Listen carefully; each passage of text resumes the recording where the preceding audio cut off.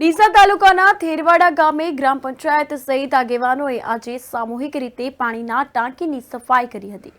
ગ્રામજનોને સ્વચ્છ અને ચોખ્ખું પાણી મળી રહે તે માટે 3 દિવસથી સફાઈ અભિયાન હાથ ધરવામાં આવ્યું હતું। છેલ્લા ઘણા સમયથી પાણીજન્ય રોગોમાં ખૂબ જ વધારો થઈ રહ્યો છે અને તેના કારણે લોકોને ઝાડા અને ઉલટી જેવી બીમારીઓ પણ થઈ જાય છે। ત્યારે ગ્રામજનોને પીવા માટે જંતુરહિત ચોખ્ખું પાણી મળી રહે તે માટે થેરવાડા ગ્રામ પંચાયત દ્વારા 3 દિવસથી સામૂહિક સફાઈ અભિયાન હાથ ધરવામાં આવ્યું હતું, જેમાં સરપંચ, ઉપસરપંચ સહિત આગેવાનોની ટીમે પીવાના પાણીના બોરથી સંપૂર્ણ સફાઈ કામગીરીમાં જોડાયા હતા। ટીમ દ્વારા 3 દિવસથી આ સફાઈ અભિયાન શરૂ કરી પાણીના ટાંકીઓની સફાઈ કરવામાં આવી રહી છે।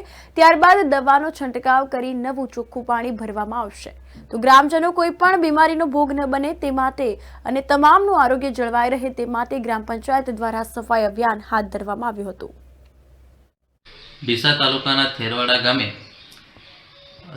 છેલ્લા 3 દિવસથી ગામમાં આવેલ પાણીના ટાંકાઓની સફાઈ કરવામાં આવી રહી છે અને પાણીના ટાંકાઓમાં જરૂરી સફાઈ ઉપરાંત જરૂરી દવાઓનો ઉપયોગ કરીને પાણીની ટાંકાઓની સફાઈ કરવામાં આવી રહી છે। છેલ્લા 3 દિવસથી ગ્રામ પંચાયતના સરપંચશ્રી, ઉપસરપંચશ્રી તેમજ ગ્રામ પંચાયતના સભ્યશ્રીઓ આ કામગીરીમાં મદદરૂપ થઈ રહ્યા છે અને 3 દિવસથી જે ગામમાં પાણી વિતરણ બંધ છે છતાં અમે ગ્રામ પંચાયત વતી પાણીની ટેન્કરો દ્વારા વૈકલ્પિક વ્યવસ્થા કરી અને પાણી પૂરું પાડવામાં આવી રહ્યું છે।